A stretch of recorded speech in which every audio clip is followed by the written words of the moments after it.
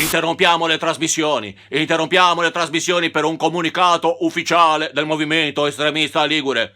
Comunicato ufficiale del movimento estremista ligure. Il nostro movimento si prefigge di interpretare quelli che sono i valori fondanti del popolo ligure. Parliamo di valori millenari che ci appartengono. Vogliamo parlare di solidarietà? Vogliamo parlare di accoglienza?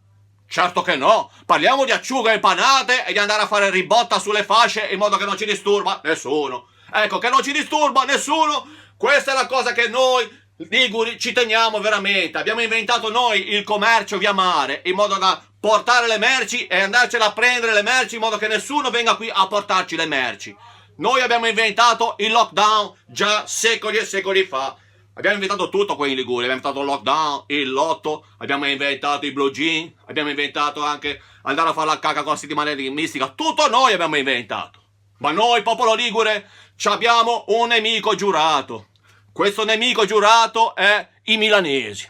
Queste genti che vengono da noi e belli se la tirano, si danno importanza, arrivano con queste polo, tutti belli abbronzati come dei primari, belli, sempre che si sono fatti la doccia con questi cappelli, anche se non ce n'hanno.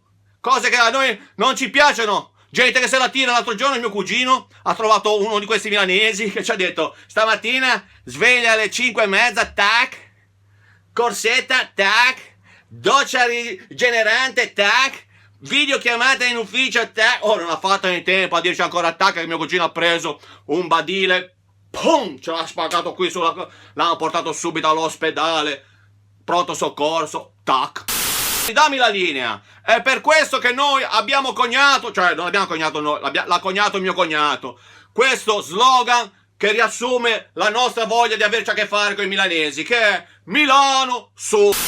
Dammi la linea. Benino non mica detto chissà che, appena sentono due paroline che non va, li staccano gli spinotti. Invece io volevo proprio fare un discorso riappacificatore con i milanesi, perché tra un po' si apriranno le frontiere delle regioni, come è giusto che sia, e i milanesi avranno diritto e libertà di circolazione, purché si mantengano le linee guida, che è il distanziamento sociale, che per quello che riguarda i milanesi rimane comunque di 140 km.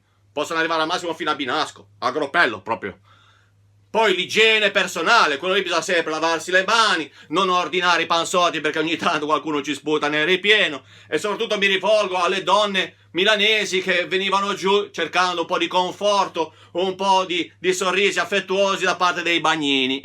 Purtroppo adesso sono vietate sia la respirazione bocca a bocca che la palpazione tetta a tetta. Rimane solo la radicciata con la mascherina. Quindi, amici che ci ascoltate, ricordatevi che tra un po' girerete l'angolo e solo lì che un milanese ti sbuca. Sai cosa ci dici? Milano? Arrivederci a tutti. Hai visto che sono stato bravo stavolta. Riprenditi la linea, vai.